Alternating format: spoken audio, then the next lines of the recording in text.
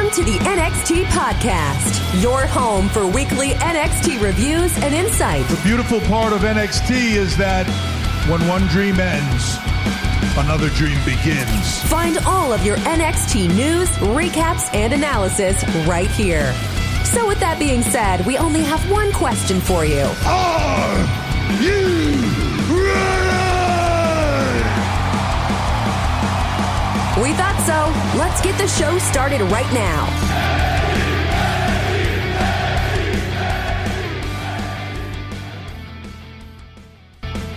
What's going on, guys? This is Chris again. Big action tonight on NXT. The feeling from me is it put a little more emphasis on Survivor Series than War Games, which is the day before, but it set up both. I mean, the NXT invasion 3 weeks ago, about 3 weeks ago now, really set what's been going on in NXT, Raw, and SmackDown. I still haven't watched Raw or SmackDown. I really have no reason to. I've just caught highlights, but the NXT show tonight really had everything that you would want to see in regards to Survivor Series leading up to, and then also War Games this Saturday night. So I'm going to be doing a War Games review. It may not happen until Sunday, but I will be doing a War Games review. If you guys want to follow me on Twitter, you can follow me at the CO Place to Go. Same with Twitch, the CO Place to Go. Now, I keep mentioning Twitch, and it's something that I'm working on right now. What I'm going to be doing here in the next couple weeks, because next week's Thanksgiving, so I don't know when I will be able to get that show done. I do, unfortunately, work all day Thanksgiving, and then really early the next day, so maybe a couple days later. So I'm going to do my best to get everything done as quickly as possible in regards to a review next week. But my goal with mentioning Twitch is I'm going to be also doing a video version of this live for Twitch in the upcoming few weeks. So it is something I'm working on right now. I play video games on there currently, but I am looking forward to kind of adding a little bit something towards the show and seeing if it's something that, can add to the WWE podcast. You can follow them at Twitter at _WWE_podcast, and they are available on numerous podcast websites, including Apple, Spotify, iHeartRadio, radio.com. First thing we're going to talk about is This Week in Wrestling. Now, I say This Week in WWE, but I'm going to go This Week in Wrestling, because the first thing I'm going to talk about is Jim Cornette. Jim Cornette got released from his contract yesterday. He made a statement in regards to Trevor Murdoch carrying fried chicken on his back going all the way to Ethiopia. Now, I don't personally think what he said or did was racist or racial, but it is something that if you listen to what was said, Jim Cornette had previous issues with the NWA management and was on probation, so this was the last straw. My issue with a lot of different stuff is in society today and with social media is that everyone is always bothered by everything, or everyone has a problem with everything. Everything is an issue with everybody, and society is soft. Last week I went on a rant about Jordan Miles. If you didn't check that out, please feel free to check that out. I kind of spoke from the heart on that one. Got very animated. But in relation to Jim Cornette, he is an old school wrestling guy. I think he has a good mind for the business, but sometimes, some of these old school guys say some things they probably shouldn't in this environment. If you said that 10 or 15 years ago, no worries. But everyone's soft. Everyone has a problem. Everyone is weak when it comes to accepting criticism or anything like that. So it's just the wrong time of life now. 2019 is the wrong time. 2020 is only going to be worse, and it's just going to continue getting worse as time goes on. This week on SmackDown, a couple things that really stood out. Undisputed Era came out and took out the Revival in the New Day ending, which did set up one of the matches for tonight, which was Bobby Fish and Kyle O'Reilly versus the Revival, which was an absolutely fantastic match. Also on SmackDown, you had the Raw Universal title, which The Fiend won. And I was a little disappointed in that. I'm a big Fiend fan. Big Bray Wyatt fan in general, but the Fiend character, the Universal title is now just blue. For the Blue brand, rather than doing something interesting with the character. I thought it was going to turn into Not, something similar to the hardcore belt or anything like that, where it's just broken pieces. But I did expect something just a little bit better out of that. We did not get it. But the Raw Universal title is now blue. So it is now the SmackDown Universal title with a heavyweight belt on Raw. On Raw, speaking of which, this week, you had Becky Lynch and Charlotte Flair, who they ended up taking on 3 of the 4 horsewomen at one point. They had a tag team match, and it ended up being, a pretty good match. Lynch and Flair ended up getting the win on Billie Kay and Peyton Royce, but Baszler, Shafir, and Jessamine Duke came out to fight them after the match. It was actually a decent match, considering Becky Lynch and Charlotte Flair. I'm kind of tired of seeing them in the ring together. I love the 4 horsewomen of NXT when they were in NXT and the stuff they've done since then. Of course, they haven't done stuff together. They've all fought each other about 1,000 times. But I would love to see when Rousey comes back 4-on-4. I think that would be amazing if they can work their character storylines in together, which, with Becky Lynch pretty much taking out everybody, I find that very difficult. And then towards the end, you had Team Raw standing by the ring. You had Team NXT come out. Team SmackDown standing by the ring. You had Team NXT come down, and you had Team Raw come down. It was just a massive brawl to end Raw. It was, in my eyes, all this stuff has been set up, and the NXT invasion is what truly started this. And then this week on WWE Backstage, so Seth Rollins made some comments once CM Punk came out. Basically just said, hey, fight me, CM Punk. Just different comments like that. And CM Punk responded basically in a way where he didn't respond. All he did was tell Seth Rollins to stay off Twitter. Where obviously Seth Rollins went back and made fun of his quote-unquote response. So it wasn't, a true response from CM Punk. CM Punk said that he is not employed by WWE. He's employed by Fox. He just works a WWE show. So he's really sticking to that. Do I see him wrestling again someday in the future? Yes. The biggest thing for me is that this is a he has an agreement to where he cannot wrestle with anybody else, even though he's not technically signed with WWE, being that he's doing a WWE show. He cannot, do any work for AEW. He cannot do any work for Ring of Honor. He cannot do any work for, I'll just throw New Japan out there because those are the 3 biggest in TNA. So, he can't do anything like that. So I think this is a huge win for WWE. I think eventually they could probably throw the right amount of money or do something. Listen, if Ultimate Warrior came back, Bruno Sammartino came back, I think CM Punk can come back in a different, situation, obviously, to wrestle, because he is not past that point going in the Hall of Fame. But he, I would love to see CM Punk in the Hall of Fame. Just, obviously, it's going to be some time, but I think everything he's done deserves that in wrestling in general. And I just can see him wrestling, whether it's one more match or going on like a slight kind of like, I don't want to say Goldberg type run where he had, he headlined 2 to 3 pay-per-views and then kind of wrestles whenever he wants. He did say he will not go to Saudi Arabia, which I totally agree. I wouldn't personally go to Saudi Arabia unless they pay me, buckets of money, which obviously WWE is paying buckets of money, but I wouldn't go back there, unless I absolutely had to in a Force 2 contract related wise.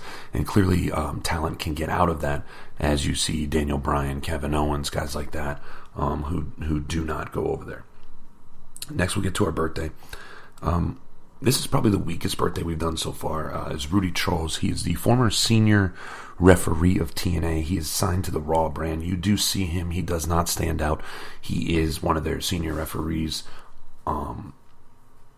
In essence, kind of, he doesn't work a ton of TV, but he is on the Raw brand. He's 42.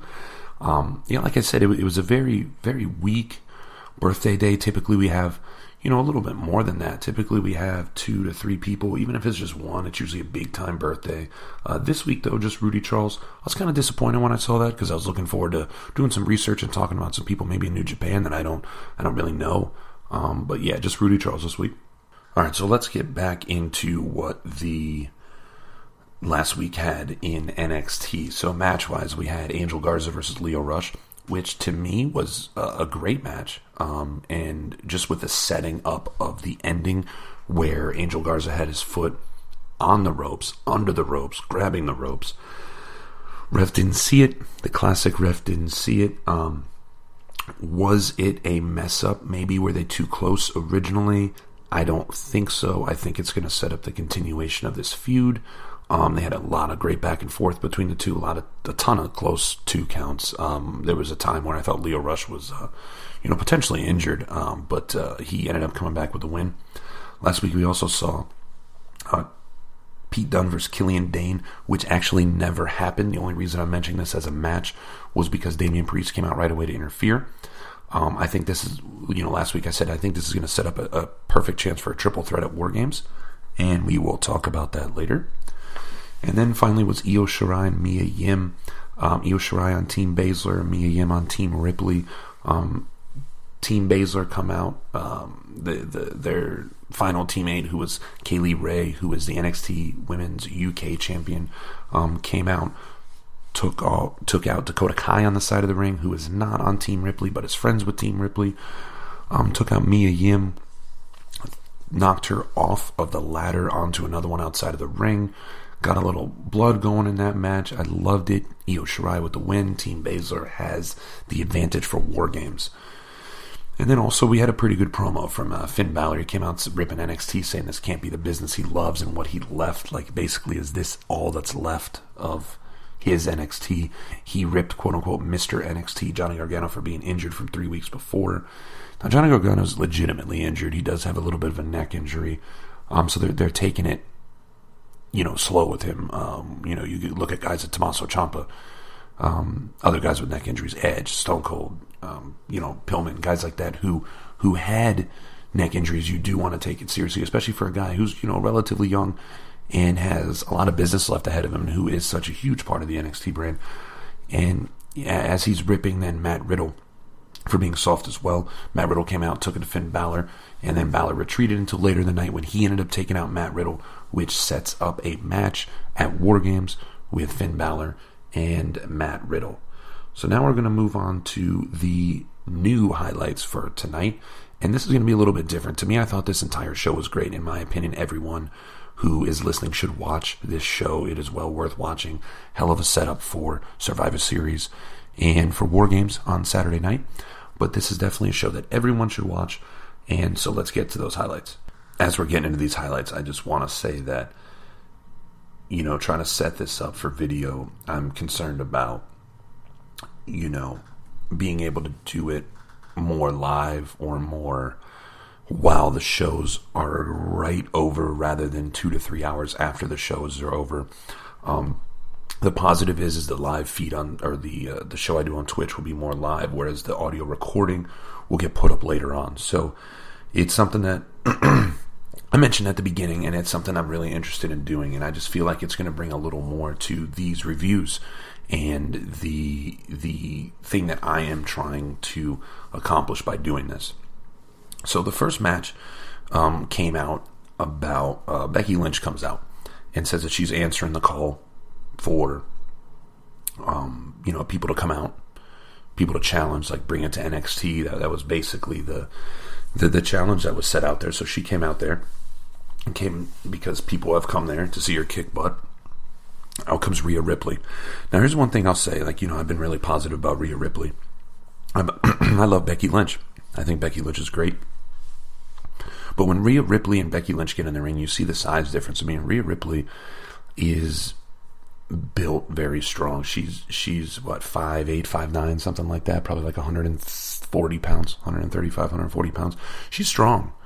She's big. When she stands next to Rhea Ripley, she's got a great look, but standing next to Becky Lynch, when Rhea Ripley's there, it's Becky Lynch is small. Now, obviously not all, Shayna Baszler's not as small in general. Charlotte Flair, I believe, is taller.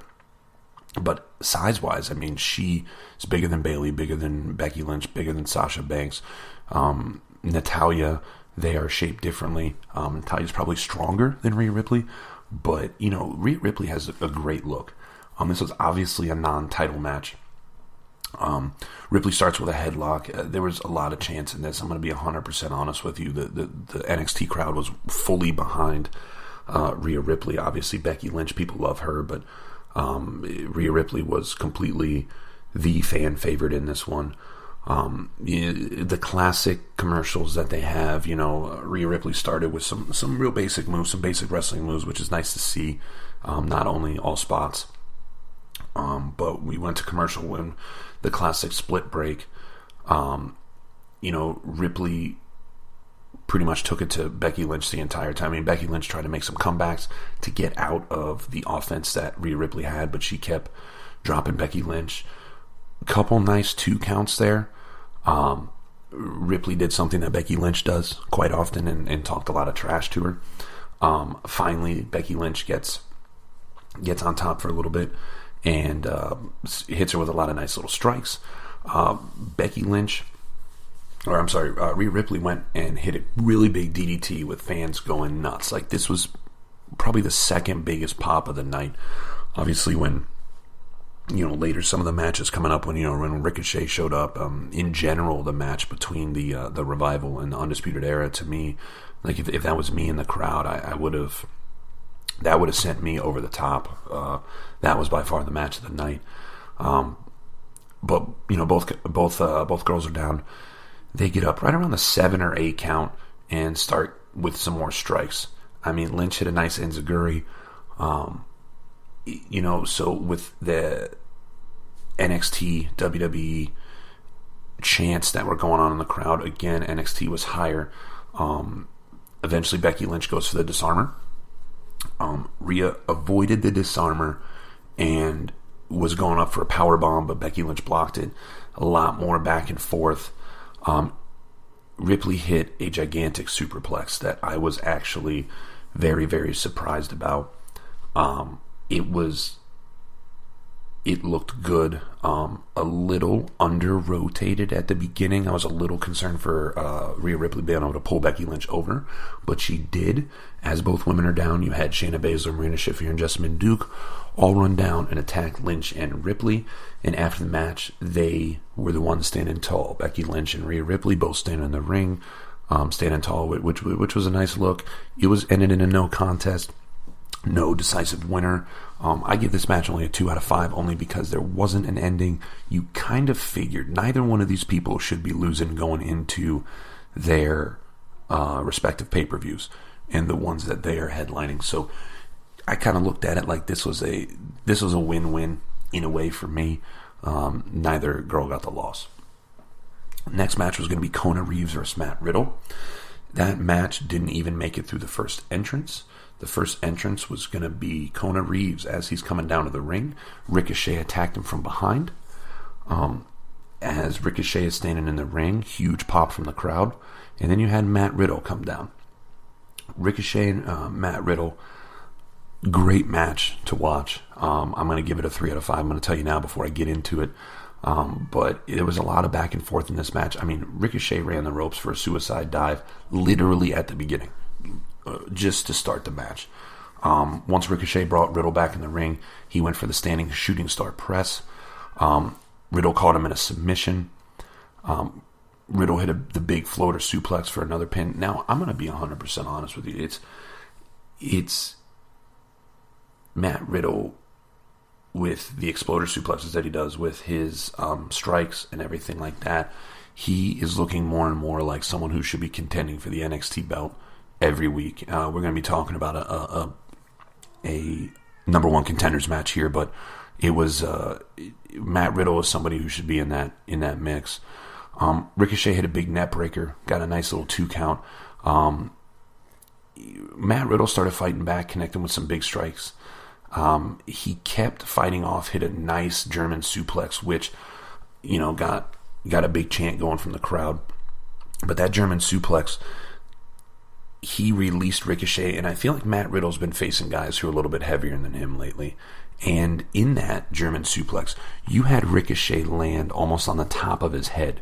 It was kind of scary to see, but it was something that is definitely worth seeing. Like, I'm glad Ricochet's every match Ricochet has. I always say I'm glad Ricochet's okay, because he does something in every match that is concerning, to say the least. Then all of a sudden you had a couple blue shirts that say SmackDown on the front and say Fox on the back. And they showed up, and that was Cesaro and Shinsuke Nakamura. Riddle and Ricochet ended up fighting them off. Riddle ended up rolling Ricochet for the pin and the win after they fight off Nakamura and Cesaro. So after the bell, Nakamura and Cesaro end up beating down Riddle and Ricochet. They end up trying to, they fight back a little bit. Ricochet obviously hits some of his big time moves. And then all of a sudden, Roderick Strong comes out, makes the save for Team NXT, if you will, even though, they're guys who are against each other, if you think about it. And then Matt Riddle ends up sending Roderick Strong out. Finn Balor runs in, takes out Matt Riddle. Riddle does fight back, and he ended up, dropping him with his move, the Final Flash. Balor retreats, but it ended up being a nice segue into what's going to be setting up a pretty good War Games match. I'm really looking forward to Matt Riddle and Finn Balor. I think their styles, their moves are somewhat similar in terms of ground game and in terms of suplexes. You don't see Matt Riddle really go up to the top like Finn Balor does, but it should be a great match. That is definitely 100% a match on War Games. I think there's only 4 matches, if I'm not mistaken. I'm going to look here shortly, but I'm pretty sure there's only 4 matches. The next match was my match of the night to me. It was TakeOver all day long on this match. It is too bad that this is not something that's going to be on TakeOver. I wrote a lot down about this, so I apologize if this gets a little extended here, but, it was a fantastic match between the Revival and then Kyle O'Reilly and Bobby Fish. Kyle O'Reilly and Bobby Fish have some great strikes. I mean, obviously, Dash and Dawson, their thing is all no flips, just fists. So this match had a lot of punches, kicks, from various teams. Not a ton of flash from any of them. A couple good spots here. Kyle O'Reilly hit a nice jumping knee drop. That dropped Dash Wilder right as Bobby Fish comes in. There was a lot of 2 counts in this, whether it was Undisputed Era or the Revival. I will say that the Revival were the face team, just because you did have Undisputed Era as consistent heels. They've been heels since they started. It was nice to see the Revival back in NXT, and seeing Dash Wilder and Scott Dawson in an NXT ring brings back some great matches with Authors of Pain, DIY, American Alpha. Just to me, when the NXT tag team division was a lot better than it is now. So after one of the commercial breaks, you had Dash Wilder finally get the drop on Kyle O'Reilly. When Fish tags in, Dash Wilder dumps him out. Wilder and Dawson go at it on the outside with Fish, I should say, or with Kyle O'Reilly, and then Scott Dawson ends up getting Bobby Fish in the ring. He gets the upper hand on Bobby Fish, drops him with some nice drop kicks, hit him with a swinging neck breaker. Dawson goes up top, hits that headbutt, which I'm going to be surprised if they don't get rid of the headbutt eventually. I'm surprised they didn't do it already after the whole Chris Benoit thing with the CTE and all that, what they know about concussions. I hope they don't get rid of it, but I would not be surprised if they do, just because of they got rid of head chair shots, so, the diving headbutt, whether you hit or you don't, or you hit the upper part of the arm rather than the shoulder and neck or the head, which is what it's portrayed as, it doesn't matter. You're still doing some head-on-head damage there. So, in this match, you had Fish O'Reilly saved Fish from a nice double team, but the Revival hit him instead, which that was Kyle O'Reilly literally giving himself up for the team. That was an insane move, and it showed that O'Reilly, literally, the Undisputed Era, is willing to pretty much do everything. The Revival hit a superplex / splash combo. Bobby Fish still can't, he still kicks out, which was another exceptionally close 2 count. Bobby Fish ends up getting busted open here, and I'm not exactly sure where. Right on his nose, which could have been from the shatter machine that was done on him. Great chants in this. Like I said, this was probably the biggest chanting match or the highest pop of the night. They were chanting NXT, Tag Team Wrestling, Fight Forever, classic NXT crowd chants. O'Reilly takes out Dawson at ringside. He leapt off the apron, took out Dash at ringside. O'Reilly brought him back in, hit a nice flying knee. He dropped, Scott Dawson. Again, Dawson somehow kicks out. This match, again, takeover match. If you're going to watch one match on this entire card, this is the match to see out of everything else. Honestly, Adam Cole, Dominic Dijakovic was pretty good, but this is the match to see. Fish came in, and Dawson started with the double team on them. He had a nice 2 count, very, very quick 2 count that I thought was the end of the match on Kyle O'Reilly. Fish and O'Reilly now stalk Dawson. Dawson tells him to kiss his ass, and they hit him with the total elimination for the pin. It was a fantastic match. There was so much back and forth. Now, obviously, it wasn't for the belts, so in reality, it doesn't matter. But I feel like if this NXT Invasion thing is going to work, I think it makes a lot of sense to have some guys randomly from Raw or SmackDown. And I know they're different shows, and I know they're all supposed to be separate, but I would love to be able to see a little cross-promotion. And guys like The Revival, guys who I never thought should have left the NXT brand, come back down and have this. I would watch this match again if it was on Saturday on War Games. This was well worth it. Please watch it. Please, please, please watch this. It's a 3.5 out of 5. Basically a 4-star match for me. It was fantastic. Next match we had was Kaylee Ray versus Dakota Kai. This match came about because of Kaylee Ray, her insertion in the Io Shirai and Mia Yim match. So you had Kai, a lot of boot strikes, a lot. This match to me was not super fantastic. I'm not going to have a lot on this match, to be quite honest with you. Kaylee Ray, in my opinion, dominated this match. Obviously, Dakota Kai got some good moves in, but Dakota Kai was the one who, you saw her. They played to the knee. They played to a lot of the different injuries that Dakota Kai's had. She did get beat up, head injury, shoulder injury, all these different things that were just piling up for Dakota Kai. And Kaylee Ray took advantage of all of them. Kaylee Ray hit a really nice vertical suplex. She rolled her up for another 2 count, but Kai kicks out. Dakota Kai ended up rolling Kaylee Ray up and ended up getting face planted. It's just Kaylee Ray essentially unloaded her offense on Dakota Kai. She basically made it to where Dakota Kai just looked far inferior. I mean, she hit a nice bicycle kick and a super kick, but at the end of the day, it was over for Dakota Kai when it started. You figured, the way I look at it, because Dakota Kai is not in the War Games match, to me, her ability to win this match was almost zero. I don't think they're going to have somebody lose if it's only, 1v1 who is going to be in this War Games match, especially somebody who just showed up last week. I mean, she'd been on there before, and she's the NXT Women's UK Champion, but who'd been on there, sparingly, and they're not going to have her lose, especially not going into War Games. So after the match, which is where things actually got decent, you had Kaylee Ray come out. Carmelo randomly appears. Same with Dana Brooke, Mandy Rose, Sonya Deville, all wearing their SmackDown shirts. They started beating them down. Tegan Nox and other women's NXT stars come in. Then Sarah Logan and Kairi Sane, Asuka, they all come in from Raw. When Kairi Sane runs down, and she ended up hitting the insane elbow she hit the insane elbow on Kaylee Ray. Io Shirai and Sane faced off, which they used to be tag team partners. I thought something was going to happen there. They were staring at each other, but Sarah Logan ends up leveling Io Shirai. Then all of a sudden you hear just pandemonium and chaos, and it's Nikki Cross.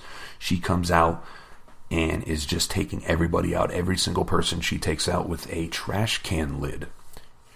She destroyed everyone with a can from a lid from a trash can. She took out everyone from Raw, everyone from SmackDown, everyone from NXT, and SmackDown stands tall as Nikki Cross stands on the rope with her music out. And I'll be honest with you, that music, it's Sanity's music all day. It is music that I wish I could hear more often. I think Sanity was a huge failure on NXT and on SmackDown and Raw. They could have done so much more with it, but they failed as a group. I feel like they give up on groups. They gave up on the Wyatts. They gave up on the Shield. Obviously, the Shield came back because they pushed all those guys, but I just feel there was so much more that they could have done with those different factions. The next match of the night was the Viking Warriors, War Raiders, Viking Raiders, whatever you want to call them. I'm not going to cover this match at all. I give it a 3 out of 5. It was a pretty good match with the Forgotten Sons. I like Eric and Ivar. They hit all their big time moves. There was nothing out of the ordinary. It was a good match. I don't really mind the Forgotten Sons. It was Steve Cutler and Wesley Blake that were in the match. Riker did not wrestle, but he ended up being told to leave. I just want to get into the next match because this was the match. I mean, this match honestly was probably like a 2.5 out of 5. It was a decent match. Feel free to watch it. I kind of skipped through this match, to be honest, because I wanted to get to the next one. The next match was the Dominik Dijakovic versus Adam Cole in a ladder match. This match was fantastic. Okay, so what happened in the match was almost just as much that happened out of the match. This match was for War Games Supremacy. So you had Dijakovic immediately goes in and brings out the ladder after he leveled Adam Cole, literally leveled him. So Cole started out with a lot of punches. Dijakovic came back. Cole goes back. A lot of back and forth here, but Dijakovic just literally leveled him. So he goes out to get the ladder. As he's trying to get back in the ring, he got hit with a baseball slide drop kick that sent the ladder back into Dijakovic, which kind of took him out. There was a lot of different stuff going on. Adam Cole focused on the knee of Dominik Dijakovic, and in this match, he focused on that, and Dijakovic actually sold it very, very well. There were times where he would try to climb the ladder, but he couldn't climb the ladder because he was going up with just one knee. He was like struggling. They had a nice little tug of war, just classic ladder match stuff. They're fighting, with the ladder. They ended up setting up a ladder in the corner, so they had a nice ladder in the center, right underneath the briefcase, and then they had it kind of like Shelton Benjamin style on the middle rope, and then connected to the ladder, so it's almost like a little walkway. Cole ended up hitting him with a Panama Sunrise, which is basically a Canadian destroyer, or a version of a Canadian destroyer, and that was absolutely insane. When I said they were the top 2 champs, I would have to give this probably potentially the second one, with the Rhea Ripley, Becky Lynch, NXT as number 3, Ricochet as number 4. I kind of agree that this was the second best spot in the match. The Panama Sunrise, Canadian Destroyer, whatever you want to call it, when those moves are done, those are some of my favorite moves because it's kind of confusing when you see those moves because you don't know who's getting hurt. And what I will say is that it's potentially scary for everybody doing the move. And with Adam Cole's size difference with Dominik Dijakovic, it did look a little bit odd. It did look like it was relatively painful for Dijakovic because he didn't land normal because of his size difference. So then you had Dijakovic struggling to get up. Just really, really struggling to get up. He's hobbling up the ladder. He grabs a briefcase, but Adam Cole meets him on the other side. They're fighting each other, struggling back and forth.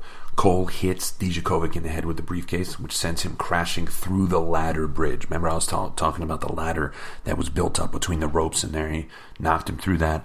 Cole unhooks the briefcase for the win and gives Undisputed Era the advantage. Now, here's one thing I'm going to say.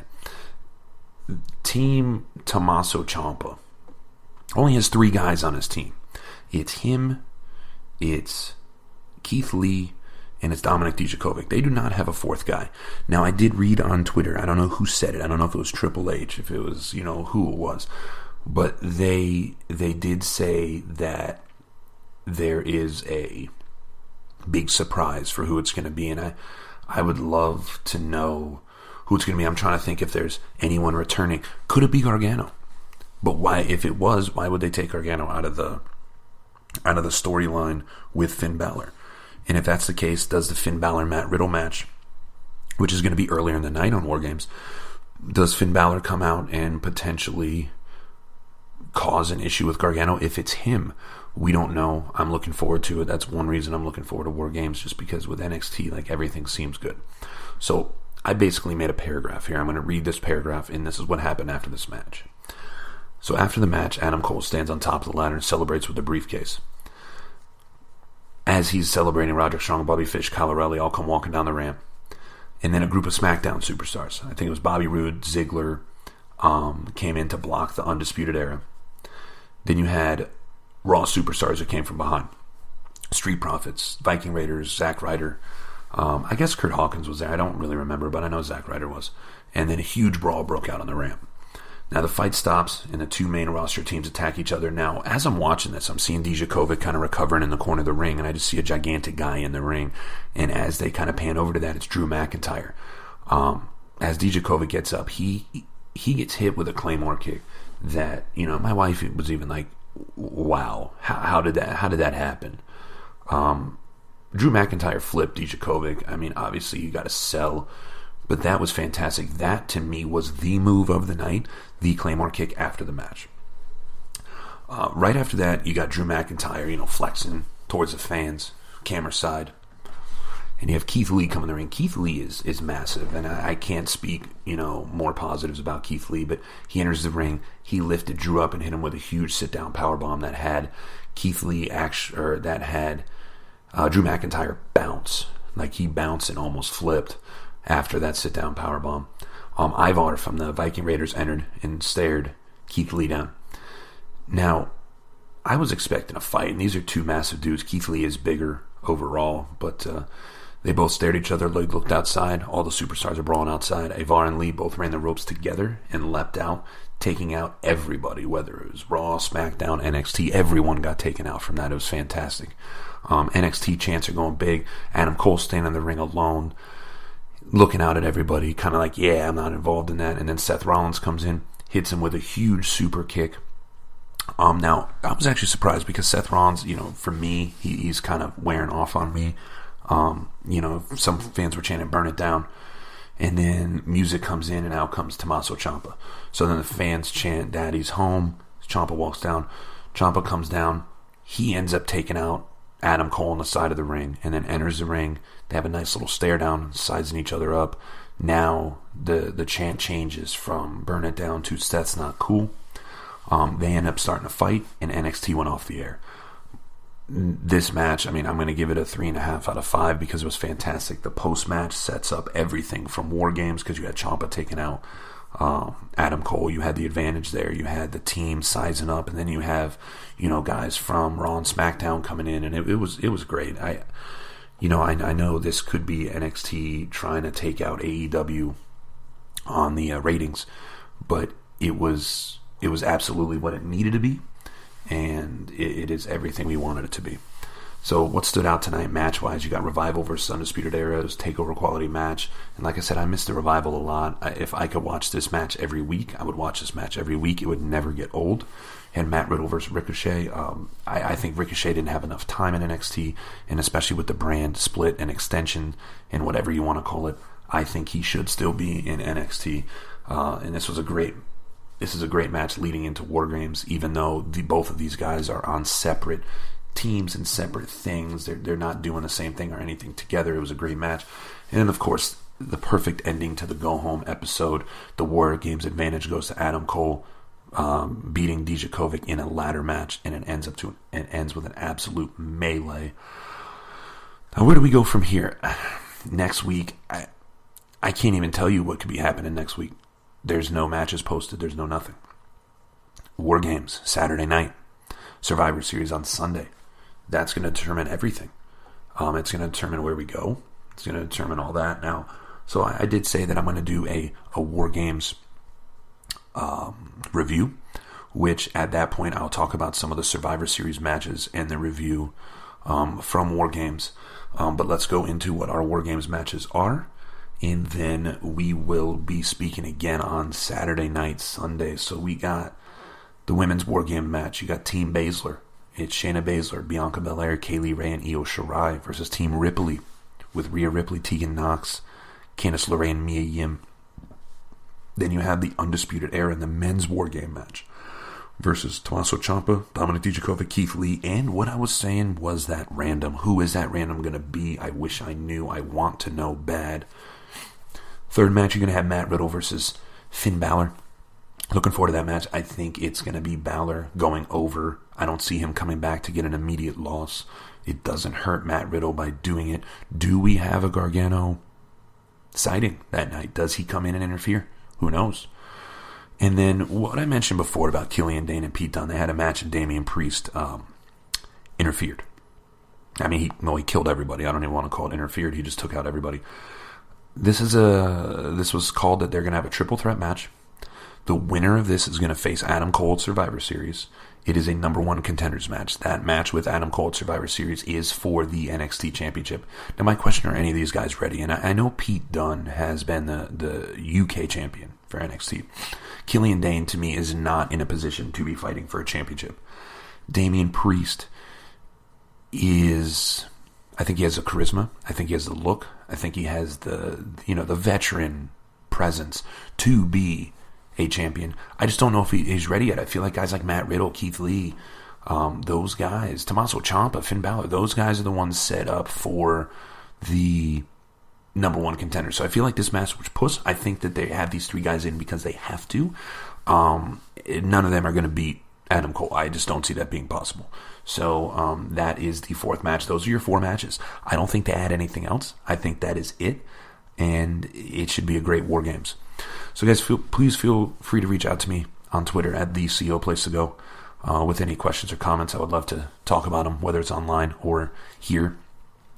Next week, what I think I'm going to, or for the NXT review, what I think I'm going to do for War Games is I'm going to cover War Games. I'm going to talk about Survivor Series, some of my predictions and things like that.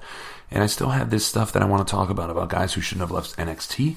If we have some time, we'll get to that this weekend. If not, we'll be talking about in the next couple weeks. Everyone, I appreciate it as always, and I hope to hear from you soon.